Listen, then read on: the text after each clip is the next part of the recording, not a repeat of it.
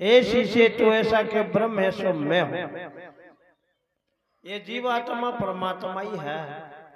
अज्ञान के कारण, अविद्या के कारण जुदा हो गया और जुदा होकर के अपना स्वरूप को भूल गया। अपना स्वरूप की जानकारी के लिए ये सत्संग करी जाती है। इस सत्संग के अंदर सत्य और असत दो चीज का निवेड़ा होता है। सत्य कई है, असत कई है। ब्रह्मांड में परमात्मा सत्य है और जो संसार सब असत है। शरीर में शरीर असत है और आत्मा सत्य है। शरीर छूटने के बाद में भी आत्मा रहती है और वो शरीर निभने जी पहले ही आत्मा ही और अब भी है। आत्मा तीनों कालों में रहने वाला है और शरीर जन्म से पहले था ही नहीं और मरने के बाद में रहता ही नहीं। ये बीच बीच में प्रतीत होने वाला है अर्जुन, क्षण भंगुर और अनित्य है। अनित्य को अर्थ है नाशवान है, पण है नहीं। खेत पाओ कौन दे पहले आत्मा हाथ को नहीं बनावा, बोने के बाद में एक हाथ को खड़ो करे ना। खेत लूटने के बाद में आत्मा को बिगाड़ देते हैं। तो बीच बीच में ही रहता है हाथ का। ऐसे ही ये शरीर है, जन्म से पहले था ही नहीं, मरने के बाद में रहता ही नहीं। ये बीच बीच में शरीर प्रतीत होता है अर्जुन, क्षण भंगुर और अनित्य है। यानी ये नित्य नहीं है, सदा रहने वाला नहीं है, बढ़ने और बिगड़ने वाला है। तो बिगड़ने और बढ़ने वाला क्या है? शरीर, आत्मा नहीं है। और अज्ञान से आत्मा भाषित हो रहा है कि मैं मरती और मैं ही जन्मती हूँ। अज्ञान को मेटने को नाम ही सत्संग है।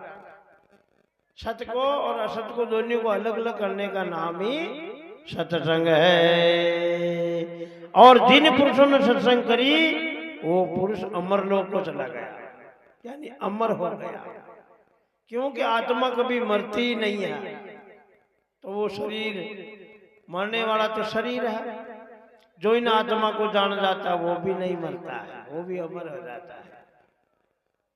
दूसरा वेद क्या कहता है? सर्व खल विद्ये ब्रह्म, के वो परमात्मा तो सभी जगह विराजमान है। ऐसी कोई जगह खाली नहीं जहाँ परमात्मा नहीं है।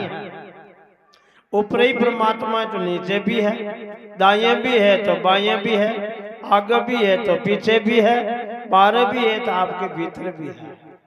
वो परमात्मा सर्वव्यापी है। तीसरा वेद क्या कहता है? अयम आत्मा ब्रह्म, यानी ये जीव आत्मा जो शरीर में रहने वाला है ये परमात्मा का अंश है। अंश के बेटा, बाप और बेटे का संबंध है आत्मा और परमात्मा का।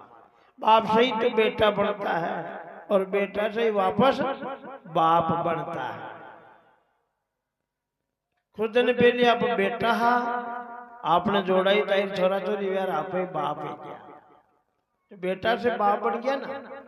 बाप से बेटा हुआ और बेटा से बाप हुआ। ऐसे ही परमात्मा से आत्मा बनते, आत्मा से परमात्मा बनते।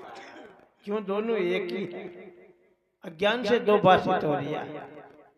अज्ञान को हटाने को नाम ही सत्संग है। चौथा वेद क्या कहता है? तत्वमसि प्रज्ञानंदे ब्रह्म। तत् यानी माया उपाधि ईश्वर जिन्होंने ब्रह्मांड बनाया है, देवता की, असुरों की, मनुष्य की रचना करी है, वो परमात्मा धरती आकाश बनाने वाला। तमें यानी जीव जिन्होंने शरीर बनाया है, जीवात्मा ने ये पिंड शरीर बनाया। जीवात्मा इस शरीर का राजा है, ब्रह्मांड का राजा नहीं है। परमात्मा ब्रह्मांड का राजा भी है और जीवात्मा का राजा भी है। परमात्मा दोनों का राजा है। इसलिए जीव को बंद मोक्ष देने वाला परमात्मा वो सर्वव्यापी विराजमान है, सब जगह हाजिर है। चौथा वेद कहता तत्वमसि प्रज्ञानंदे ब्रह्म, और पुरुष मेरे दाहिने आया, आदि पुरुष मन भाया। अरे वहां की महिमा का तो वर्णो निर्गुण नाम सुभाया। परमात्मा की महिमा गाबा में नहीं आई, क्यों? वो निर्गुण है। गुणों से रहित है। संसार है गुणों के भीतर और परमात्मा गुण से न्यारा है, इसलिए उस परमात्मा को निर्गुण कहते हैं। निर्गुण ब्रह्म का मूल है, सरगुण शाखा पान। नारायणपुरी में सतगुरु मलिया विवेक वैराग चित लाया, अरिहंस राम सतगुरु जैसा ने आत्मदेव को दाया। ये आत्मा ही परमात्मा है, सब शरीर में रहने वाला। इन आत्मा को ही वेद परमात्मा कहते हैं। आत्म सो परमात्मा अधिवेद विचारिया। वेद कहते हैं आत्मा ही परमात्मा है। न जानने के कारण अपन बाहर ढूंढते फिरते हैं। ये तो अपने भीतर ही विराजमान बन जाना कौन। तेल चलमई है पर गाड़ी के पास में गए बन नजर नहीं आ। मेहंदी लाली पेड़ में है पर गोटी बन नजर नहीं आ। दूध में घी है पर बलोई बन नजर नहीं आ। बादल में मेघ बन बरसे बन पानी नहीं बने। चकमक में आग बन दोनों को टक्कर नहीं लागे तो आग पैदा नहीं हो। ऐसे ही सब शरीर में परमात्मा विराजमान है, सत्संग के बिना नजर नहीं आता। बोलो सतगुरु दयाल।